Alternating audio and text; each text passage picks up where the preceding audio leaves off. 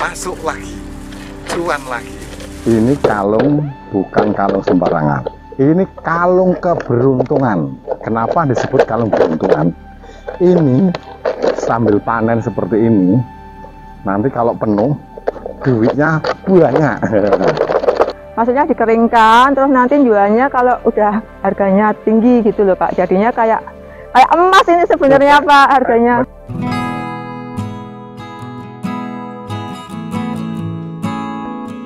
Pemirsa, ini tanaman yang belum banyak dibudidayakan. Harganya ini cukup stabil dan mahal. Ini saya ada di kebun.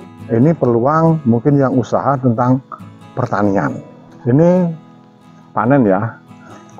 Minggu besok sudah ada panen lagi. Ini oleh ini sudah ada. Nah, ini panen seperti ini pemirsa ya. Buahnya kan ini terus menerus.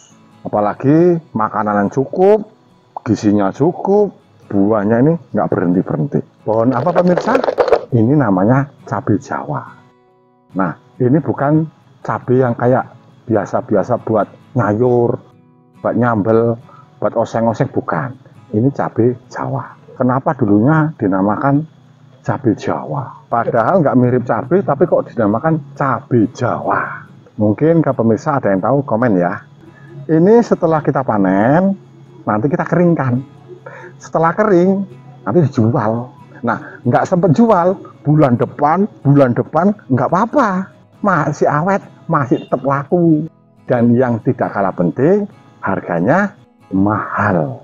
Pemirsa, lebih lanjut, kita temuin yang membudidayakan cabai Jawa.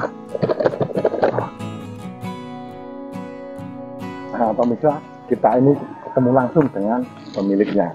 Halo Mbak. Halo Pak, Assalamualaikum. Waalaikumsalam. Lagi ngapain ini Mbak? Lagi panen ini Pak, lagi panen cabai Jawanya. Ini mulai kapan? Kisaran tanggal 21 Januari 2002 Pak, 2 tahunan lebih lah ya. Mbak, kenapa kok nanam cabai Jawa toh? Saya tertarik budidaya cabai Jawa itu yang pertama itu harganya relatif stabil. Terus yang kedua itu perawatannya mudah Pak, perawatannya mudah, jadinya saya tidak tiap hari ke kebun, harus nyiram itu enggak, paling seminggu 2 kali saya nyiram, itu aja sih Pak. Pertimbangannya itu, terus harga ininya kan bisa disimpan kalau harganya, maksudnya dikeringkan, terus nanti jualnya kalau udah harganya tinggi gitu loh Pak. Kurang lebih ini kisaran 250 batang Pak. Mbak Sukma ini nanamnya gimana ini? Kok saya lihat ini bagus, kayak gunungan, lurus. Gini bentuknya. Ini tanamnya sistemnya bagaimana ini? Ini waktu awal pertama itu Pak, saya nanam ajernya dulu. Ajernya saya lebih suka pakai Cleresidea dibanding pakai daun dadap. Karena lebih tahan hama ini Cleresidea ini ya. Sebelum tanam cabai Jawanya itu 2 bulan sebelumnya aku udah nanam ajer, terus bibit cabai Jawa tak tanam di sampingnya itu loh Pak, di sampingnya, terus tak ikat pakai tali rapia biar bisa merambat gitu. Rambatannya itu saya lebih suka pakai yang 2 meter, soalnya saya nanti kalau ketinggian nggak bisa, panennya susah gitu. Ini satu Cleresidea itu tanamnya berapa? Kok ini kok rimbun dari banyak ya? Saya cuma 1 batang Pak. Ini Pak Sagi ya, walaupun cuma 1 batang, itu kan nanti kalau udah merambat itu bisa bercabang-cabang gitu Pak. Berarti nanam 1, cabangnya bisa banyak. Buahnya juga banyak. Buahnya banyak. Mbak Sukma ini ya nanam segini banyak, sistem panennya ini seperti apa ini? Saya panennya setiap seminggu sekali Pak. Setiap sekali. Terus buah yang siap dipanen itu tak kasih tahu ciri-cirinya Pak. Sini Pak. Oke, siap. Mana tuh yang sudah? Nih yang kayak gini, yang semburat-semburat ini udah boleh Pak. Yang merah juga bisa. Tapi aja merah-merah banget nanti enggak cara-cara ini enggak dijemur itu yuk meletre Pak. Tuh. Enggak jemur gitu. Nih. Pantas saja ini seminggu sekali panen. Lumayan tak Pak? Ini nanti begitu kita panen kita simpen kayak karena jual. Oh Mbak Sukma ini rata-rata seminggu sekali panen berapa Mbak Sukma ini? Kemarin itu berdasarkan pengalaman ini ya Pak ya, itu Rata-rata kisaran 4 sampai 5 kilo. Pemirsa jangan hanya membayangin 4 kilonya, tapi ini perawatannya itu enggak sesibuk tanaman yang lain. Oh, pemirsa nih, ini buahnya full. Buset. Hampir setiap cabang seperti ini ada buahnya. Ini dipanen. Ini minggu depan lagi udah tua lagi. Mbak, ini kalau perawatannya gimana, Mbak? Perawatannya sih waktu mulai tanam itu saya cuman karena tanahnya subur ya Pak ya. Tanahnya subur, saya cuman pakai pupuk NPK aja itu interval 2 minggu. NPK-nya saya cairkan kurang lebih 50 liter lah, itu 10 sendok NPK. Terus tak siramin aja karena aku lebih kalau pupuk cair itu kan lebih diserap tanaman dibandingkan pupuk padat. Terus setelah umur 2 tahun itu saya cuma pakai KCL aja, pakai KCL intervalnya sama 2 minggu sekali. Tapi ini tak bikin sebulan sekali karena tanahnya subur juga kan. Paling KCL-nya saya pakai 2 sendok, saya tabur aja. Itu bikin lingkaran terus tak tabur KCL kurang lebih 2 sendok, ditutup tanah lagi, udah karena musim penghujan toh. Oh, pemirsa, ini metik nih. Tanamannya itu, buahnya itu juga metik yang nggak susah. Nah, pemirsa, berarti budidaya tanaman cabai Jawa ini perawatannya itu tidak terlalu sulit.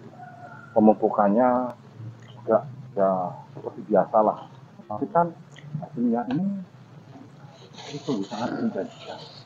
Dan belum banyak yang membudidayakan ini. Kalau saya sudah hampir penuh, duit semua ini pemirsa. Nah, ini di sini juga ini buahnya nih. Wah, loh nih. Wah. Kadang itu ndelik Kak ketok. Ini panen cabai Jawa ini kita itu senam mata. Karena apa? Ya itu ada yang sembunyi-sembunyi. Nah, ini contoh seperti ini. Dari bawah ini buah semua. Ini kecil, gede. Atas lagi. Kecil, gede, hampir panen. Nih ke atas buah semua. Ini buah semua. Ini kecil, gede, panen. Nih kecil, hampir panen. Nih kecil, gede, hampir panen. Ini muter pemirsa ya. Loh, nih muter sini. Loh. Wih, ini ada buah semua nih.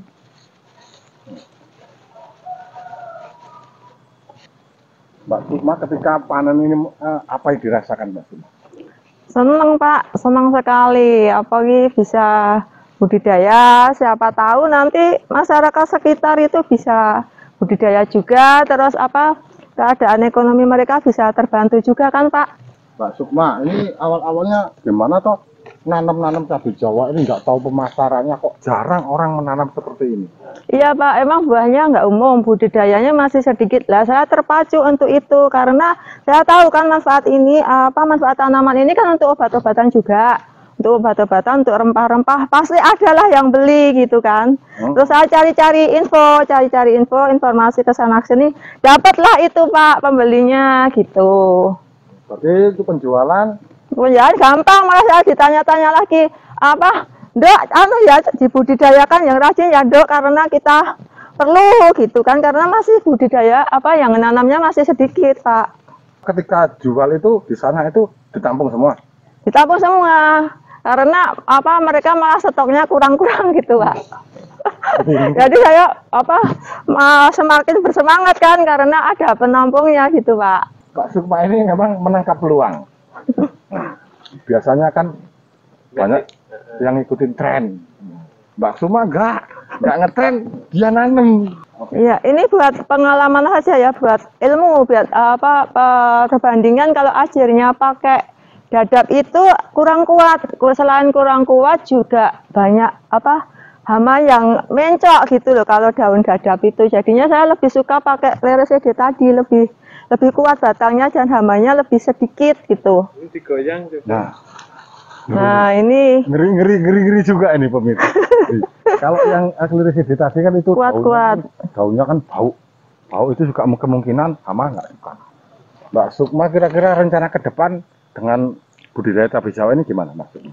Kalau saya ini kan luas keseluruhan lahannya itu kan harusnya 2.500 meter, tapi kan baru saya tanami kurang lebih 2/3-nya Pak, karena untuk percobaan dulu kan, percobaan dulu saya lihat hasilnya gimana, apa potensinya gimana.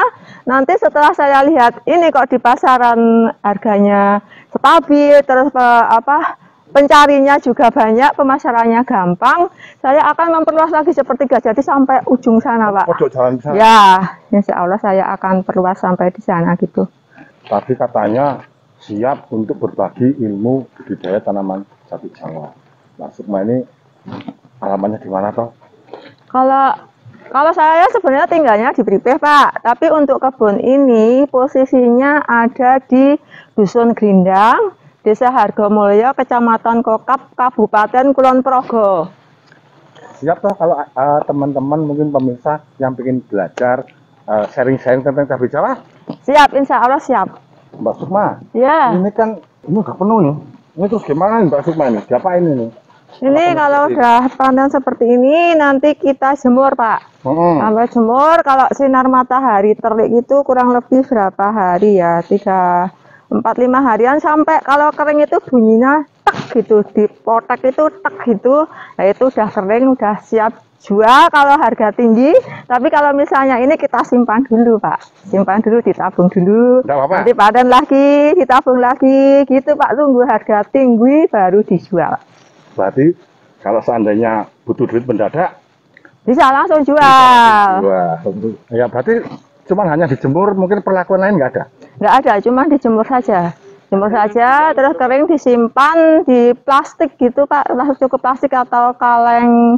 Kalau itu kaleng bekas roti itu loh Pak, bekas roti yang yang kotak, kalau lebaran tuh yang kolombeng gitu loh. Itu cukup, itu aja sih disimpan. Dah nanti kalau misalnya ini dijual, kalau perlu uang dadakan juga dijual gitu.